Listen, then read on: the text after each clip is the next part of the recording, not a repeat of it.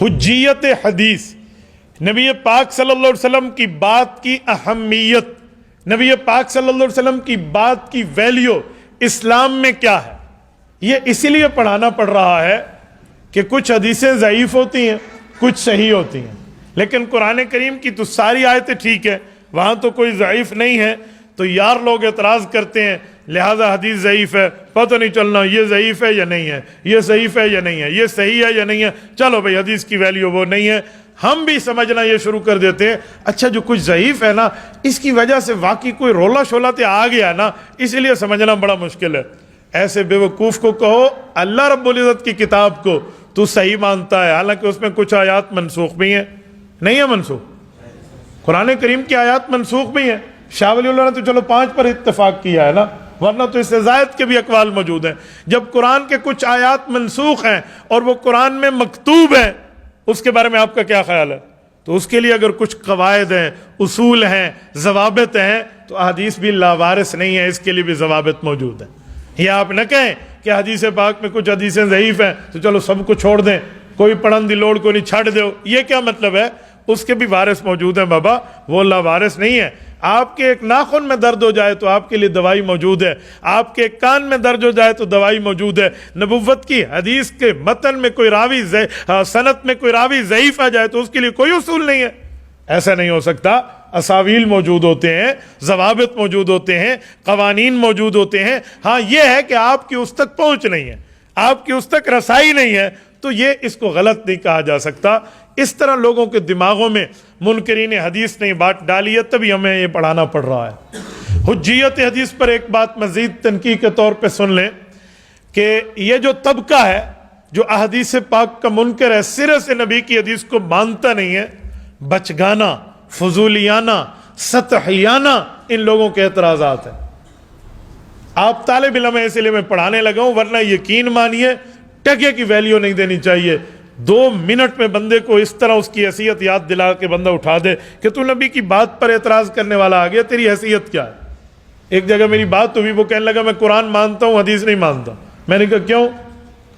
کہتا ہے قرآن کریم تو اللہ کی کتاب ہے اس لیے اس کو مانتا ہوں، وہ تو مخلوق کی باتیں ہیں، ہو سکتا ہے اس پہ غلطی آ جائے۔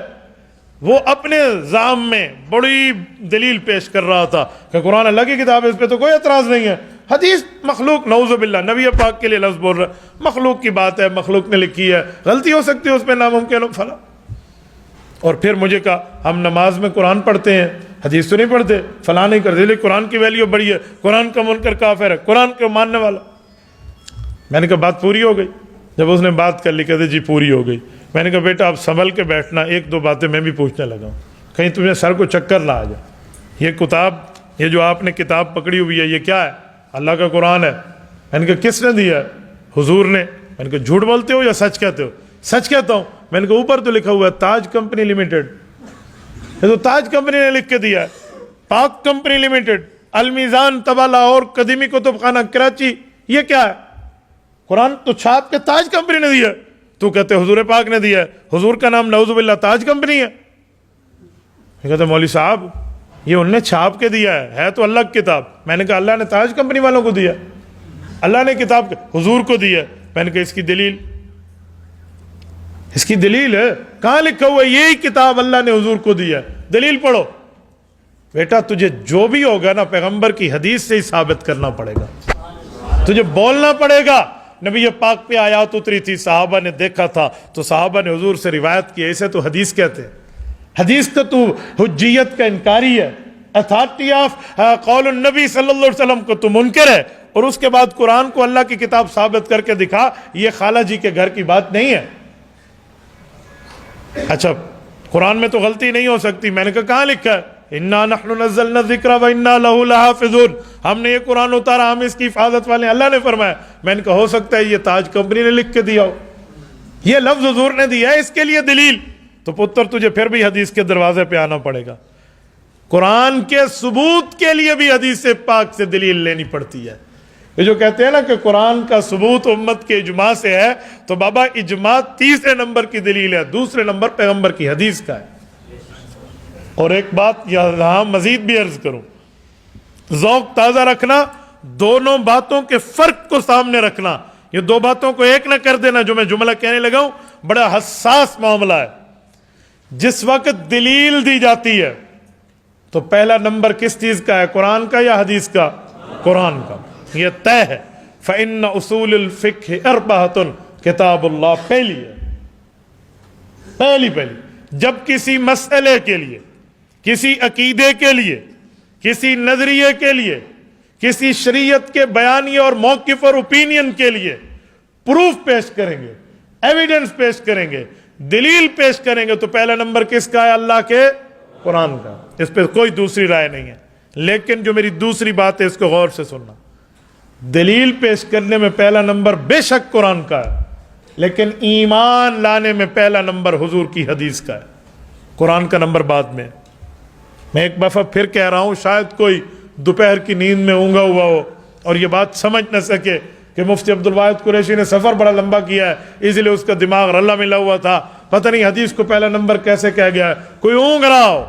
اس لیے پھر دوبارہ کہہ رہا ہوں، دلیل دینے سے پہلے دعویٰ پیش کر رہا ہوں، دلیل دینے میں پہلا نمبر اللہ کے قرآن کا، ایمان لانے میں پہلا نمبر حضور کے فرمان کا، پھر اللہ کے قرآن کا۔ دلیل بہت آسان، بہت ایزی۔ یہ کتاب اللہ کی کتاب ہے، یہ ہمیں کس نے بتایا؟ بولیے بولیے، کس نے بتایا؟ نبی پاک صلی اللہ علیہ وسلم نے بتایا۔ ہم نے حضور کی بات کو سچا مانا یا جھوٹا مانا؟ بولیے، ہم نے حضور کی بات کو سچا مانا کہ یہ واقعی اللہ کی کتاب ہے، تب قرآن کو قرآن مانا، تو پہلے ایمان حضور کی حدیث پہ ہے، پھر ایمان اللہ کے قرآن پہ۔ ایمان لانے میں قرآن بعد میں ہے، حضور کا فرمان پہلے ہے، ہاں دلیل دینے میں قرآن پہلے ہے۔ تو جب حدیث پاک کی اتنی ویلیو ہے، کس بنیاد پہ کہا جاتا ہے ہم حدیث پاک کو نہیں مانتے؟ اندھے ہو گئے ہیں علم سے، سوچ سے، فہم سے، فراست سے، خرد سے، عقیدت سے، بصیرت سے وہ لوگ جو پیغمبر کی حدیث کا انکار کر دیں۔ یقین مانی اگر حدیث کا انکار کر دو گے، سبحانک اللہم سے لے کر السلام علیکم تک تقریباً 80% 80% نماز پیغمبر کی حدیث پر مشتمل ہے، آپ کو چھوڑنا پڑ جائے گا۔ تو اس لیے حدیث کا انکار بہت بڑی قرآن پر جرت کی بات ہے، اسلام پر بہت بڑی جرت کی بات ہے، اس لیے حدیث پاک کا انکار نہیں کیا جا سکتا۔ آپ کے دماغ میں خیال آئے گا مولانا وہ کون لوگ ہیں جو حدیث کا انکار کرتے ہیں، وہ طبقہ کون سا ہے؟